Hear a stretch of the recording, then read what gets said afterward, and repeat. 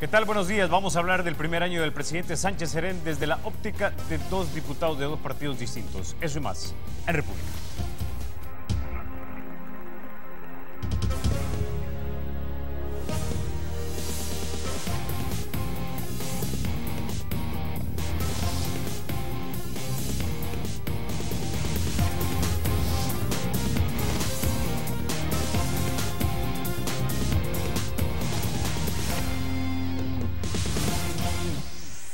Bueno, sin mayor preámbulo, vamos a introducir a nuestros invitados. Esta mañana nos acompañan el diputado Calixto Mejía del partido FMLN. También nos acompaña Ernesto Mason, él es diputado del partido Arena. Bienvenidos, caballeros, a República. Buenos días, muchas gracias, mucho gusto. Un saludo a todos los salvadoreños y salvadoreñas. Colega diputado, gusto en saludarle. Don Calixto, empecemos con usted. 22 homicidios diarios, hasta ayer por el mediodía por lo menos habían 18 cadáveres ya en medicina legal. Los médicos están trabajando extra. Pareciera que los planes del gobierno del presidente Sánchez Serén no están funcionando. Bueno, mira, el tema de la seguridad es es y seguirá siendo uno de los principales desafíos que tenemos los salvadoreños y las salvadoreñas. Y que hay que seguirlo enfrentando en la ruta trazada por el presidente de la República y por el Consejo Nacional de Seguridad y Convivencia, ¿no? Donde está representado el liderazgo religioso, político, empresarial, el gobierno, que ya le ha proporcionado al gobierno y al país un plan de 5 ejes, de 124 medidas sobre las cuales se ha seguido trabajando, porque ya se venía trabajando. El Consejo produce un plan y se está trabajando también en base al plan. Hay una política que también traza la ruta de cómo enfrentar este desafío. Y al cierre del año, de qué cosas podemos hablar de manera muy concreta de cómo se está enfrentando este desafío. Se han golpeado a 208 estructuras de pandillas, ¿verdad? Y detenido a 10.000 pandilleros. Se desarticularon 36 bandas criminales. Se creó la policía comunitaria que se ha desplegado en 172 comunidades. Se trasladaron más de 60 delincuentes de mayor peligrosidad a centros penales de máxima seguridad y otros 2.400 privados de libertad fueron reubicados. Es importante decir que ya con el plan del Consejo se está interviniendo en base al plan en 50 municipios que tienen los índices de más violencia en el país.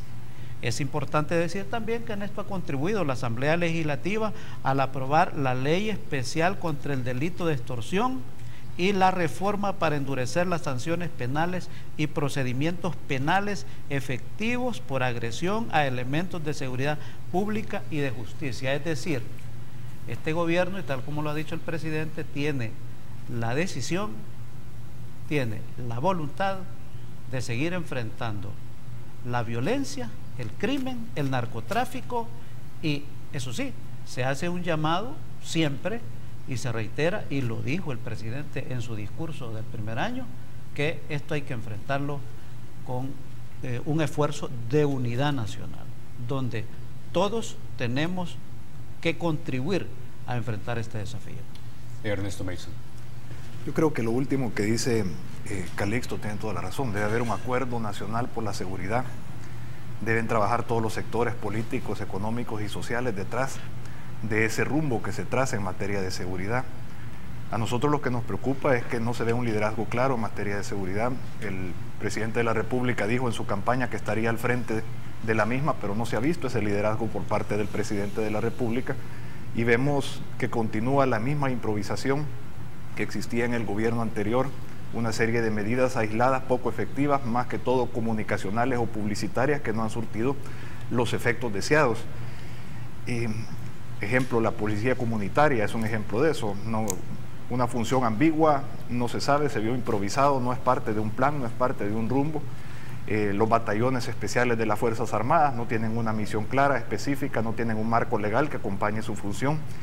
vemos que hay 4 planes o políticas de seguridad que se han establecido, que contienen medidas de seguridad, la que presentó en la campaña, el plan quinquenal, que tiene también su serie de medidas, su plan en materia de seguridad, el del Consejo, que se mencionaba anteriormente, y el del Salvador Seguro, que es otro plan. ¿Cuál de esos 4 planes es el que se está implementando? ¿Es una mezcla de todos ellos? El Consejo Nacional de la Seguridad creo que es un esfuerzo que no ha surtido los efectos esperados, en el sentido de que es un grupo de alrededor de 70 personas que ha establecido un plan bastante ambiguo, sin medidas específicas o claras, no cuenta con un presupuesto que acompañe esas medidas y no hay una adecuada priorización en los recursos públicos que deben ser destinados a materia de seguridad, porque ha faltado una integralidad de un plan que se enfoque en las 3 áreas importantes, las 3 patas de eso, que debe ser la prevención, la reinserción o rehabilitación y el tema del combate efectivo del delito. No hay los recursos suficientes para que la Policía Nacional Civil combata de manera efectiva el delito, la Fiscalía General de la República los persiga, no se destinan los recursos suficientes para la prevención y la reinserción. Tenemos el problema del hacinamiento carcelario, que es gravísimo. Y toda la situación que se vive ahorita de 22 asesinatos diarios, el fortalecimiento que han tenido las pandillas, que les ha permitido ganar territorialidad, que les ha permitido armarse mucho más, que les ha permitido libertad de acción en ciertas áreas, es producto de la mal llamada tregua, o que más bien fue un pacto entre el gobierno y las pandillas que se dio en 2012. Ahora, Ernesto, ¿qué te gustaría haber visto de parte del presidente Sánchez Serén para mostrar que está acuerpando sus palabras cuando dijo yo me voy a poner al frente? Eso es lo primero. Y lo segundo, ¿qué señales querrías ver o querría ver tu partido para empezar a detectar que efectivamente se está progresando en el combate al crimen? Bueno, como decía anteriormente, no se ve un liderazgo claro del señor presidente de la República, como lo prometió en su campaña, al frente de la seguridad. Se ve un presidente ausente, se ve el señor Benito Lara, que es el que está de ministro de Seguridad, que no, a mi juicio no tiene la capacidad de enfrentar ese problema. Se ve una improvisación que no es parte de un rumbo, que no es parte de un plan integral. Se ven medidas aisladas, muy poco congruentes entre sí, y no se ve la priorización de recursos suficientes en materia de seguridad. Se ve un gobierno también que no se deja ayudar, que no toma en cuenta las propuestas que hacen las demás fuerzas políticas, que no toma en cuenta las propuestas que le hace la empresa privada. ANEP trae a Rudolf Giuliani acá, presenta un plan, y lo que dicen las autoridades en materia de seguridad es básicamente, está muy bueno, pero ya todo eso lo estamos haciendo, muchas gracias, pero no necesitamos su ayuda. Ahora, diputado Mejía, ¿será que este problema es tan complejo que efectivamente tomará tiempo para que cuaje y empiece a verse, digamos, en la vida cotidiana de los salvadoreños, que efectivamente se está mejorando? Y por el otro lado, ¿tendrá que ver esto de no percibir al presidente al frente de la seguridad un poco con el tipo de liderazgo que el presidente personalmente maneja? Sin lugar a dudas, el desafío ha sido, es y seguirá siendo complejo. Yo creo que eso hay que tenerlo siempre presente. En realidad, a mí me parece que el liderazgo del presidente, o sea, cada presidente tiene su estilo de cómo ejerce el liderazgo. Obviamente el estilo de liderazgo del presidente Sánchez Serén es distinto, por ejemplo, a de los 2 expresidentes anteriores, muy distinto.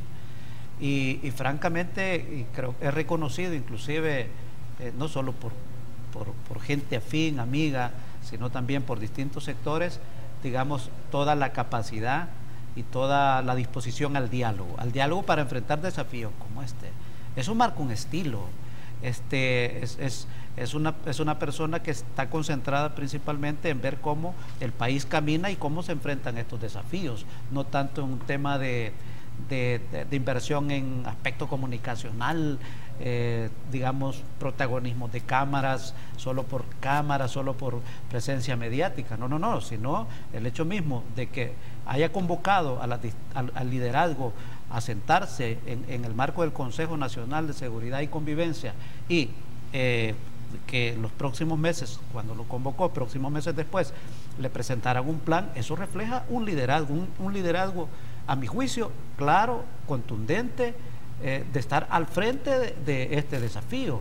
Ahora, claro está de que la oposición principalmente principalmente del partido Arena, pues no va a reconocer, digamos, decisiones importantes y no va a reconocer medidas importantes para enfrentar este desafío. Yo quiero decir esto, mira, cuando yo escucho que se cuestiona el plan que produjo el Consejo, yo debo decirle, estimados compatriotas, el partido Arena es parte del Consejo.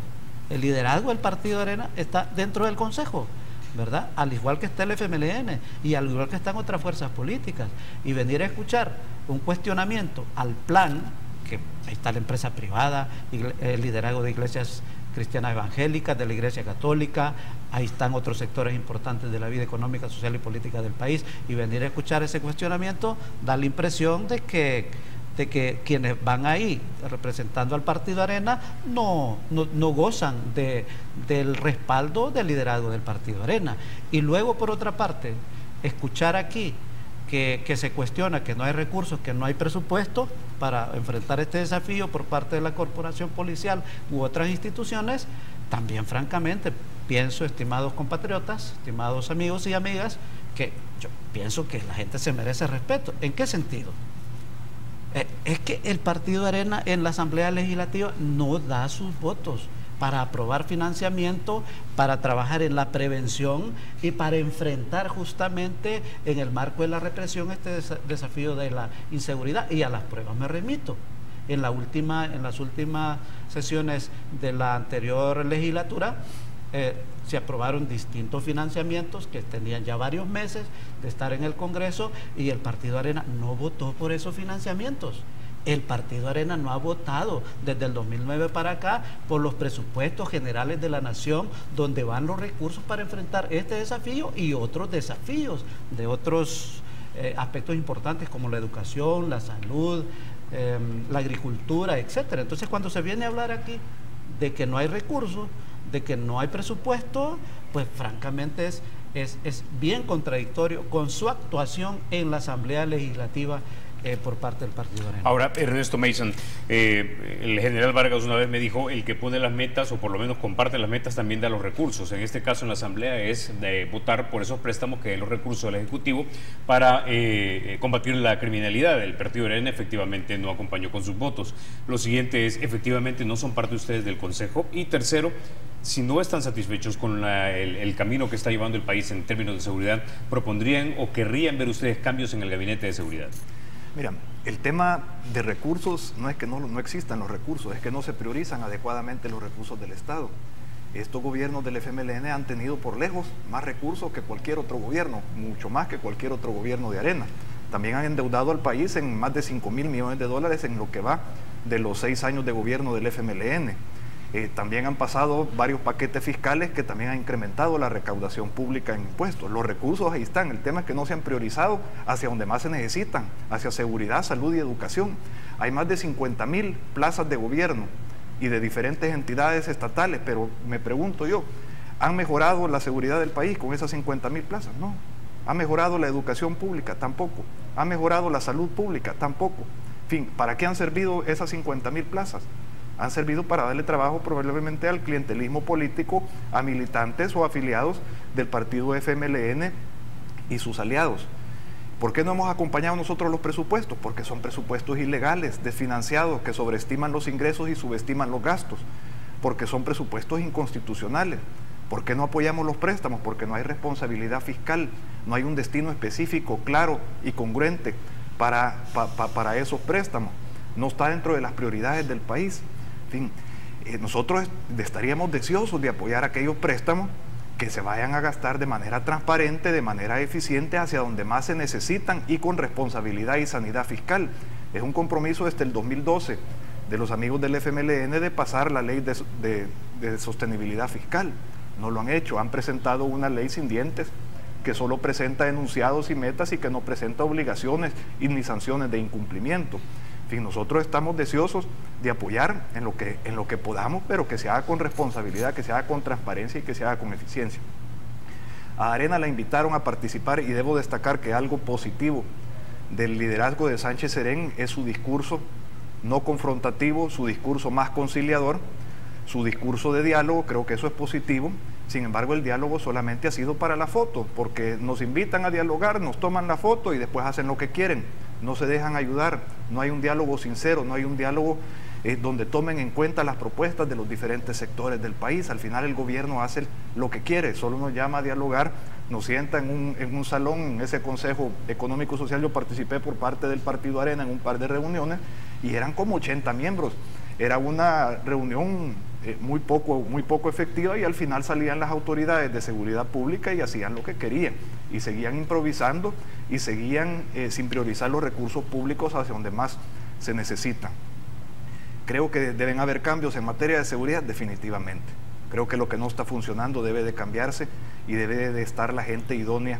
Me preocupa también que los ascensos en la Policía Nacional Civil, los cargos de dirección, se dan no en base a méritos, no en base a capacidades, no en base a competencias, sino en base a afiliación partidaria o afinidad ideológica. Eso no puede darse. Debe despolitizarse o despartidizarse las instituciones de seguridad pública. Y creo que eso de darle ascensos o cargos de dirección porque vienen del FMLN o porque vienen de la izquierda y no porque tienen las mejores capacidades o la idoneidad para ocupar esos cargos de dirección es uno de los problemas de fondo en materia de seguridad. Creo que debemos de trabajar todos juntos, pero también debe haber la voluntad del gobierno para dejarse ayudar y para tomar en cuenta las propuestas que vengan de los diferentes sectores de la vida activa nacional, incluso de sus adversarios políticos. Solamente para cerrar este punto, diputado Mejía, quisiera darle la oportunidad de respuesta. Yo he escuchado esa crítica, de hecho, de ambos lados del espectro político, que estos gobiernos del FMLN han tenido mucho más dinero, pero la utilización en la ejecución de proyectos ha sido pobre. En realidad creo que no tiene buenas intenciones hacer ese tipo de aseveraciones. La economía en el país ha crecido en un 2%. No es suficiente, pero ha crecido en un 2% en este año 2014. El gobierno entregó 400,000 paquetes de semilla de maíz y 192,000 de frijol. Las semillas se le compraron a 1.460 productores y productoras y a 16 organizaciones, y luego se le repartió, se le entregó, mejor dicho, a esa cantidad de agricultores a los que ya me refería.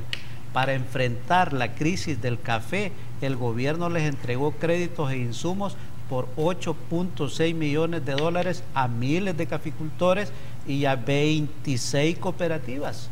Esos son hechos muy concretos. Se le dieron crédito por 24 millones a 15.700 familias propietarias de microempresas. El gobierno aprobó un crédito de 100 millones de dólares que será utilizado por Bandesal para financiar a micros y pequeños empresarios. Creo que es importante, estimados compatriotas, que se valore altamente que el gobierno ha invertido 62 millones en equipo e infraestructura en 94 establecimientos de salud.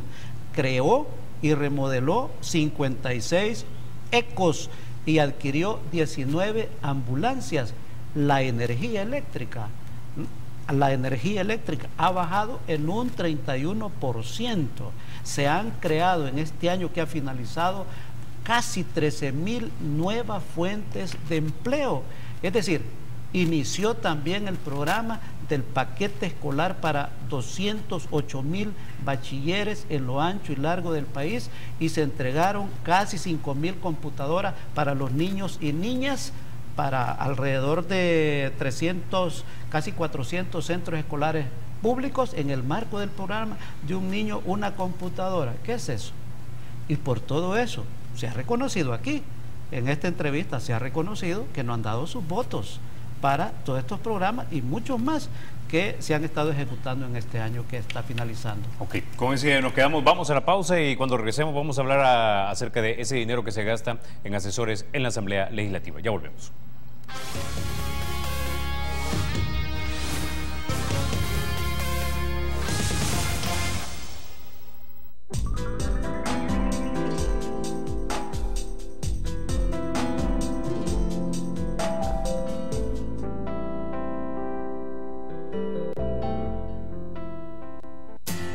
En BTS encuentra siempre una mano amiga, porque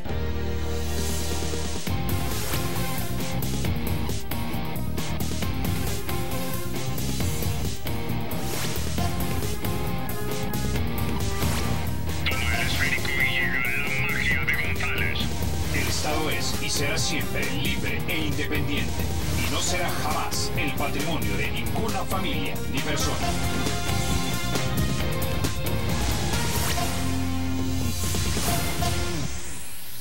Bueno, personalmente considero que cuando el dinero no es de uno es fácil gastárselo, adjudicarlo, regalarlo, etcétera, ¿no?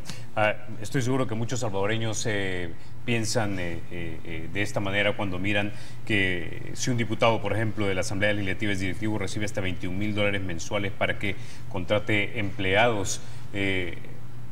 No voy a descartar para nada la idea de que es necesario tener asesores para poder legislar, porque obviamente una persona no es conocedora de todos los ámbitos del conocimiento.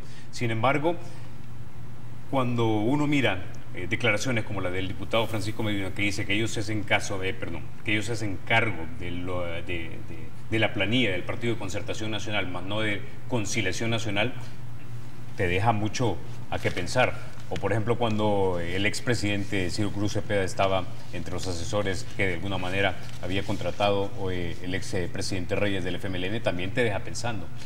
La pregunta es, don Calixto Mejía, ¿cómo hacemos para que la población perciba que efectivamente este dinero se está ocupando de manera adecuada, de manera responsable y no para premiar pactos políticos, digamos, que no conduzcan al bienestar de la nación?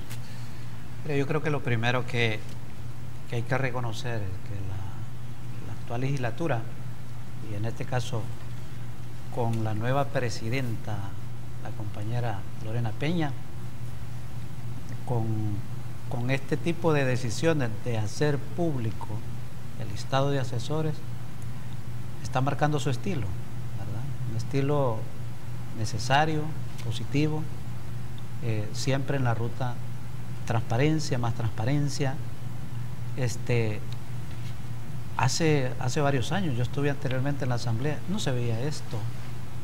Yo creo que una cosa que hay que reconocer es que el primer órgano del Estado es por excelencia, o está por excelencia, digámoslo así, en la vitrina, ¿verdad? Y por lo tanto, transparentar esta información, hacerla pública, que la conozcan los medios de comunicación, que la conozcan todos los salvadoreños y salvadoreñas, es importante en el marco de avanzar en el primer órgano del Estado y en el país también, en una ruta de transparencia, seguir transparentando el manejo de los recursos de los salvadoreños y de las salvadoreñas. Y uno esperaría, francamente lo digo así, uno esperaría que este tipo de publicaciones ayuden a las fracciones, nos ayuden a las fracciones, al primer órgano del Estado, a ir mejorando cada vez más. Y creo que en esa ruta hay que ver el tema.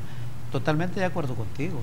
Francamente, los diputados y diputadas se requiere de recursos humanos en el marco de asesoría, gente con experiencia, con conocimiento, que pueda aportar a los grandes temas que tenemos ahí, a proyectos de ley importantes que tenemos ahí, y que son necesarias la asesoría, la especialización en esto, y creo que mucho de ese recurso humano que ha sido publicado, de esas personas, tienen esa calidad, digamos, de proveerle a los diputados, a las fracciones y a la Asamblea, al Congreso, ese conocimiento para que el producto que al final se plasma en leyes, pues sean cada vez más de mejor calidad. Yo enfoco el tema de esa manera, pues, porque me parece que en esa ruta hay que enfocarlo, ¿no? Ahora, pero ¿están todos los que deberían estar ahí? Pregunto porque tenemos arriba de 15.000 millones de dólares en deudas en un país donde el 80% según el Banco Mundial sobrevive hasta con $300 al mes, y de repente miras asesores que tienen un sueldo de $4.000. Entiendo que algunos lo valen, pero la pregunta es, ¿realmente existe conciencia en los 84 diputados de que todos y cada uno de esos asesores son necesarios? No se pueden compartir asesores, es decir, racionalidad en el gasto. Mira, Carlos, para mí la austeridad, la transparencia y la eficiencia del gasto público debe prevalecer en la Asamblea, así como en todas las dependencias y órganos del Estado, así como en las municipalidades. Creo que es un paso positivo el dar a conocer los asesores. Creo que también deben darse a conocer los técnicos, los asistentes, cuántos hay, cuántos colaboradores hay en la Asamblea Legislativa. Por ahí se habla de que hay 1.200 empleados en la Asamblea Legislativa. No caben 1.200 empleados en la Asamblea Legislativa, laborando en la Asamblea con todas sus sucursales departamentales. Habría que ver si hay plazas fantasmas en eso. Habría que ver si todas las personas que están ahí cumplen una función de asesoría, una función técnica, una función de colaborador o de asistente en la Asamblea Legislativa. Definitivamente creo que hay espacio para reducir los gastos. También creo que es necesario que se conozcan, así como se han divulgado los asesores de la Asamblea Legislativa, que se divulguen los asesores en los diferentes ministerios, en las diferentes autónomas, cuánto ganan, qué competencias tienen. Si devengan su sueldo, yo creo que es positivo, que haya gente de calidad. La persona que gana los $4.000, por lo menos en la fracción de arena de la Asamblea Legislativa, es una persona que debería ser el prototipo de un asesor de la Asamblea Legislativa, alguien con 21 años de experiencia legislativa, muy bien preparado. Creo que ese es el tipo de asesores que sí se necesitan en la Asamblea Legislativa, que contribuyan al fortalecimiento institucional de la misma, a que el trabajo legislativo camine de mejor manera y que se hagan mejores cosas para resolver los problemas de la ciudadanía, que debería ser el propósito de la Asamblea Legislativa. Pero creo que hay que entrarle, definitivamente hay espacio para reducir los gastos y para que prevalezca la austeridad y que se sigan transparentando lo que sucede al interior de la Asamblea Legislativa. Hay que saber qué competencias tienen las personas, qué cualidades, qué capacidades, si tienen la idoneidad para ejercer esos cargos, si fungen en su trabajo, cuántas veces llegan a la Asamblea Legislativa, llegan, que asisten, qué función específica tienen. En fin, yo creo que todo eso lo debe conocer la ciudadanía y hacia eso debemos de avanzar, y no solo en la Asamblea, sino, como decía anteriormente, en todas las dependencias del Estado, en las municipalidades incluso, que se conozcan los asesores y si devengan su salario y si tienen las competencias para recibir esos salarios que reciben. Ahora, en Arena, ¿puede tener la ciudadanía de que los que están ahí son todos los que deben de estar, que no hay nadie simplemente porque es mi amigo, porque antes fue diputado y ahora ya no lo es y tiene que tener alguna manera de ganarse la vida? Que todos y cada uno de ellos son capaces y técnicamente hábiles en el campo para el cual se les ha contratado para asesorar. Yo creo que exdiputados son asesores idóneos porque conocen el trabajo legislativo, conocen el trabajo de las comisiones, tienen una especialización a la que se dedicaron en la Asamblea Legislativa, a trabajar en determinadas comisiones, determinados temas. El tema es que no solo lleguen a cobrar, el tema es que cumplan con su trabajo y que funjan como asesores verdaderos. Yo no tendría problema con que se contrate a alguien con una experiencia legislativa de varios periodos como asesor de una fracción política, si de verdad cumple con su trabajo y si de verdad labora en la Asamblea Legislativa y devenga ese salario. El problema es con los que solo están emplanillados y nunca se han aparecido en la Asamblea Legislativa desde que dejaron su curul. Yo creo que en esos casos sí deben de denunciarse y no deberían de existir. Pongamos un par de ejemplos. Recientemente publicaban que, si mal no recuerdo, un asesor de Arena también es miembro del Consejo Municipal de Sensuntepec, que estaría devengando entonces 2 sueldos. ¿Qué pensarías tú que debe hacerse en este caso, Ernesto? Que si le permite fungir los 2 trabajos, fue recién electo, o sea, tiene apenas un mes de estar como concejal y está recién contratado en la Asamblea Legislativa. Si le permite asistir a las sesiones de consejo como miembro del Consejo Municipal de Sensuntepeque y seguir con su labor de asesor en la Asamblea Legislativa, pues no tendría ningún problema. Ahí han aparecido algunos que tienen hasta 3 puestos, que en un Consejo Municipal están en la Junta de Vigilancia y también están de asesores en la Asamblea Legislativa. No sé si se les permite la capacidad de fungir en los 3 papeles adecuadamente, sin faltar a sus reuniones, sin faltar a sus compromisos laborales. Eso habría que analizarlo. Ahora, en el caso del FMLN también se dieron algunos casos. Recuerdo en la legislatura anterior, el presidente Reyes tenía uno de sus asesores también a uno de sus socios de las empresas. Posteriormente, cuando se reveló el asunto, pues esta persona renunció. Pero ¿qué garantía tiene la ciudadanía también de que este tipo de situaciones no se van a repetir en la actual legislatura con la fracción del FMLN? Es que en realidad, mira, que una persona que labora, por ejemplo, en el sector público, llámese asamblea, llámese el gobierno, y tenga su microempresa, pequeña empresa, mediana empresa, eso no es contradictorio con la ley, la verdad, ¿no? El asunto es cuando ya entra un tema de conflicto de intereses, ahí es distinto, ¿no? Ahí entra el tema de la ley de ética y otras legislaciones. Ahora, una cosa importante que hay que decir es que en cómo el país ha ido avanzando. Yo creo que desde el 2009 para acá, en el tema de transparencia, uno encuentra, por ejemplo, en el tema del Ejecutivo, cuando en la Asamblea se aprueba la ley de salarios, ahí no van nombres y apellidos, pero ahí van todos los cargos y el salario que tiene asignada esa plaza, ya sea por ley de salario o por contrato. Y eso lo aprueba el Congreso, llega la ley de salario, así como llega la ley del presupuesto. Y bueno, el presidente hizo mención en su discurso que se habían atendido, si mal no me equivoco, habló de más de 30.000 peticiones que hubieron en el órgano ejecutivo de ciudadanos, de ONGs o de otras instituciones, de gremiales, de peticiones de información, y que se ha proporcionado esa información de acuerdo a la ley de acceso a la información, y eso es muy bueno. Nosotros, quiero decirle a los compatriotas, obviamente de este asunto en la Asamblea nos hacemos cargo del recurso humano que tiene el grupo parlamentario, ¿verdad? Es decir, de los asesores, de los asistentes, los secretarios, secretarias, ordenanzas, etcétera, y consideramos que es un personal con el que yo quiero decirlo con mucha franqueza, no es suficiente para mejorar todavía más el trabajo en la Asamblea Legislativa, pero es lo que da, es lo que las condiciones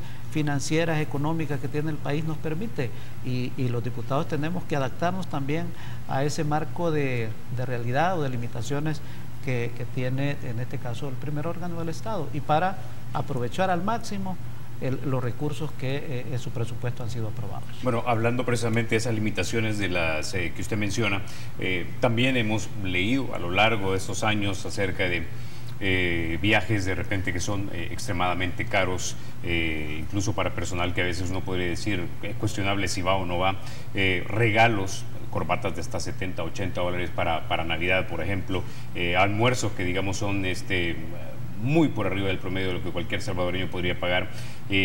Ya Ernesto Mason mencionaba la cantidad de empleados que hay en la Asamblea Legislativa. La pregunta es, entiendo que la Asamblea Legislativa, dentro del gran esquema de las cosas, su presupuesto es muchísimo inferior al del órgano ejecutivo, donde está el grueso del desperdicio, dicen algunos, casi de 300 millones de dólares.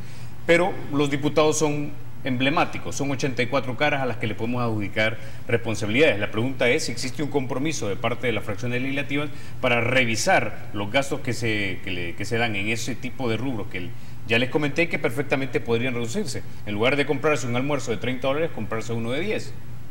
Ernesto. Definitivamente hay muchísimo espacio, y eso nos han comentado nuestros diputados que son miembros de la Junta Directiva, que están presionando para que se reduzca y que sobre del presupuesto de la Asamblea Legislativa este año, que pueda haber un ahorro sustancial, e incluso presentar un presupuesto para el próximo año que sea bastante inferior al actual, que siempre se pueda cumplir con el trabajo legislativo, incluso mejorar el trabajo legislativo, pero que prevalezca la austeridad y que prevalezca la transparencia. Yo creo que hay voluntad, y debería de haber voluntad del resto de partidos políticos. Hemos visto buenas señales por parte de la presidenta de la Asamblea Legislativa en ese sentido, y creo que se debe seguir sobre ese camino trazado de transparencia y de austeridad.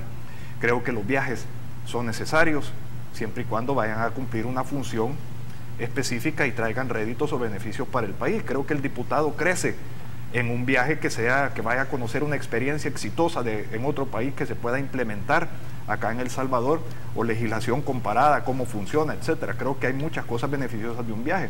Lo que no puede existir es que diputados se vayan, por ejemplo, como ha pasado en legislaturas pasadas, se vayan a ver una final, un clásico del Real Madrid contra el Barcelona, en primera clase y con gastos pagados por la Asamblea Legislativa y viáticos. En fin, eso no puede darse. Tiene que rendirse cuenta sobre los viajes. Cualquier diputado que viaje tiene que decir antes a qué misión va, cuál es el propósito de la misión, cuánto va a costar, y a su regreso qué hizo, qué logró y qué beneficios trajo esa misión para el país. Don Calixto. Hay que seguirse ajustando el cincho, sin lugar a duda, ¿no? Digamos, creo que fue mencionado también por algunos medios de comunicación el hecho de que en la sesión solemne que hizo el Congreso, en su primera sesión solemne, digámoslo de esa manera, pues no hubo ninguna recepción posterior, como en otras ocasiones se había acostumbrado. Creo que esas son las decisiones que se deben de ir tomando de manera muy concreta. Yo realmente también comparto de que no podemos como país y el Congreso aislarlo del mundo, de la región, de Latinoamérica o del mundo. No podemos. Estamos insertos en el marco de la globalización, pero eso sí, se debe de ser productivo. Es decir, las misiones de diputados y diputadas a distintas partes debe de ser con un objetivo claro, preciso, conciso y productivo principalmente. Entonces, claro, eso también depende mucho, y hay que decirlo con objetividad, depende del diputado y la diputada, pues. Es decir, si hay una misión y el diputado o diputada no aprovecha al máximo, digamos, la adquisición de conocimientos que en ese evento al que se va, en esa actividad al que se va, a ese foro, a ese congreso al que se va, si no lo aprovecha y lo trae como acervo para trasladarlo al país, al Congreso, y plasmarlo en proyectos de ley cuando así es necesario, pues responderá el diputado o diputada por eso. Pero sin lugar a duda yo tengo la impresión que la inmensa mayoría de los diputados y diputadas de esta legislatura se hará el esfuerzo de aprovechar al máximo, digamos, esa inversión de recursos para seguir avanzando y seguir sacando adelante al país en la función que nos toca, que es legislar. Okay. Con ese ya nos vamos a la pausa. Cuando regresemos vamos a hablar de ese dinero que usted está recibiendo ahora que ya se retiró, de esa pensión que usted también y yo podemos o no podemos recibir en el futuro. Depende de quién le crea. Ya volvemos.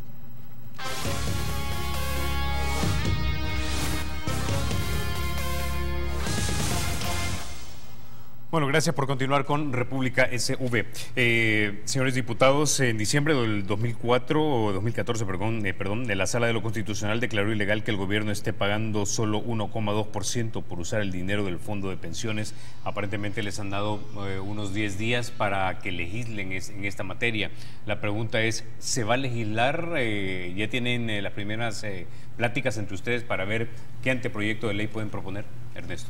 Mira, se tiene que legislar para cumplir con la resolución de la Sala de lo Constitucional, que hace un llamado luego de 5 meses en que, digamos, tal vez por la campaña política o por diferentes razones, no se le ha entrado al tema con la diligencia del caso, pero se debe legislar de acuerdo a la sentencia de la Sala para garantizar una rentabilidad de mercado a los fondos de pensiones de los trabajadores y que no se subsidie el gobierno pagándole a los fondos de los trabajadores una tasa inferior a la de mercado. Mientras el gobierno se está endeudando a niveles del 7-8%, le estaba pagando a niveles del 1-1,5% a los trabajadores. Eso lo que se traducía es en una pensión mucho menor a la que actuarialmente le correspondería a los trabajadores al momento de jubilarse, y una menor rentabilidad de los fondos de pensiones. Desde la sentencia hasta este momento ha mejorado un poco, el gobierno está pagando ya niveles de 3,5%, lo cual es una mejora sustancial, pero sin embargo todavía no corresponde a la tasa de mercado, a lo que se endeuda normalmente el gobierno cuando emite letras del Tesoro o cuando obtiene préstamos en el exterior. En fin, es una obligación de esta Asamblea Legislativa el legislar eso con prontitud para que se le garantice a los trabajadores esa pensión, que les signifique una pensión digna, ¿verdad? Que tengan la rentabilidad adecuada de sus fondos de pensiones y que les llegue una pensión adecuada a lo que ellos aportan. Ahora, don Calixto, si estábamos pagando 1,2%, el gobierno paga préstamos internacionales de repente 7%, algunos salvadoreños podrán decir, bueno, ¿por qué pagarle 7% a personas que están detrás de estos organismos financieros internacionales? Algunos son bancos internacionales, algunos son simplemente accionistas, corredores de bolsa, etcétera, personas acaudaladas que le estás pagando el 7% y al salvadoreño de a pie le estás pagando 1,2%. ¿A cuánto deberíamos subirlo? Antes de ir a responderte directamente a la pregunta, creo que al abordar este tema es importante rápidamente hacer un recorrido de la siguiente manera. El sistema de pensiones en el país se privatizó en el 1996, ¿verdad? Se pasó del tema de reparto al tema de cuentas individuales. Se copió el sistema chileno. La economía y la realidad de Chile muy distinta a la nuestra, y sin embargo se copió. Y como toda copia, fue una pésima copia. Muestra de ello es que de aquel momento a hoy, a la actualidad, se han hecho 20 reformas. 20 reformas. Y no puede ser tanta reforma en un sistema que es un tema bien complejo, muy delicado, que tiene que ver, en este caso de manera muy concreta, actualmente con un universo de 668.000 cotizantes al sistema de ahorro para pensiones, de una población total a enero del 2015 afiliada al sistema privado y público, afiliada de 2.839.000 salvadoreños y salvadoreñas. Cuando se aprobó el fideicomiso, que es una de las cosas que la resolución de la Sala declara inconstitucional, fue en el 2006. Fue una decisión, obviamente, no de gobierno del FMLN. Otro gran error que se cometió, y es parte de esas 20 reformas, ¿no? Ahora, creo que el punto de la resolución de la Sala viene a contribuir a poner el tema como se debe de poner, es decir, hay que abordarlo de manera muy responsable, muy seria, muy profunda, de manera participativa, la reforma al sistema previsional, porque la reforma que se tiene que construir debe de ser pensando de aquí por lo menos a 30 años, porque lo que está en juego es porque uno de los objetivos que tienen los sistemas previsionales es evitar la pobreza en la vejez. Ese es uno de los objetivos principales, evitar la pobreza en la vejez. Entonces, el horizonte de la reforma tiene que tener justamente ese propósito. Tenemos que avanzar hacia eso. Y es que lo que ocurre es que si nos dedicamos solo a ver el tema que manda la resolución de la Sala, de nuevo vamos a estar cometiendo errores por estar poniéndole remiendos a un sistema complejo que hay que abordarlo de manera muy responsable. En ese sentido, yo quiero decir una cosa, mira, y totalmente de acuerdo con el dato que cita el colega diputado, la rentabilidad de los fondos de pensiones reales en los últimos 12 meses reales es del 4.6%, es la rentabilidad real.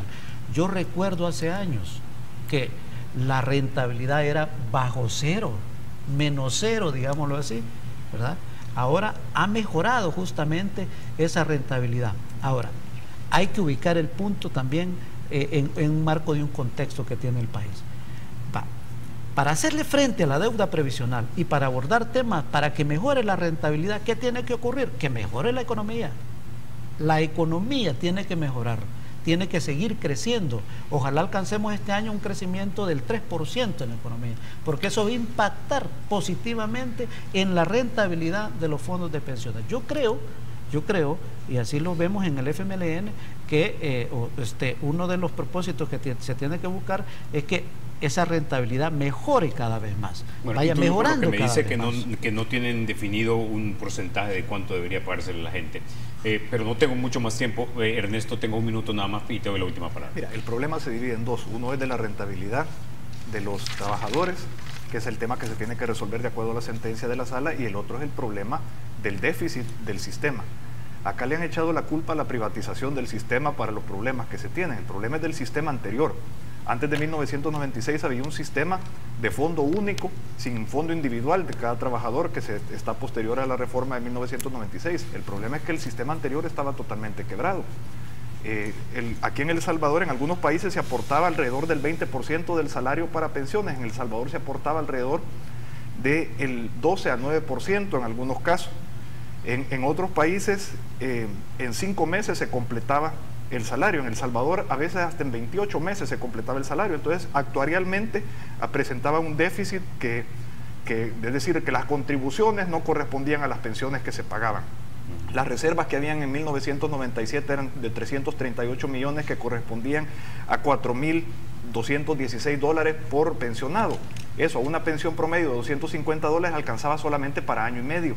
Y el problema es que se fue postergando el problema para después, Al principio el Estado iba cubriendo del presupuesto general de la Nación una parte que cada vez se va haciendo más grande y ahorita se necesita deuda para ir cubriendo con esas obligaciones con el sistema anterior de pensiones. El sistema privado, el sistema nuevo, ese no tiene ningún problema. Cada cotizante tiene su cuenta individual que va a servir para corresponder a su pensión.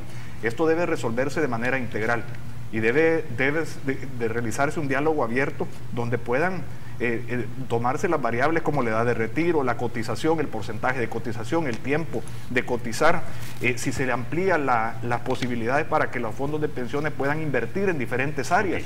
Ernesto, se me acabó el tiempo. Diputado Mejía, muchísimas gracias por haber estado esta mañana aquí en República. Seguramente vamos a hablar de este tema en los meses que vienen porque este proyecto se va a empezar a discutir. Muchísimas gracias. Gracias. A ustedes, amigos, los espero este próximo lunes a las 6:30 de la mañana. Que tengan buen fin de semana. Y recuerden, la República es de todos, hay que cuidarla.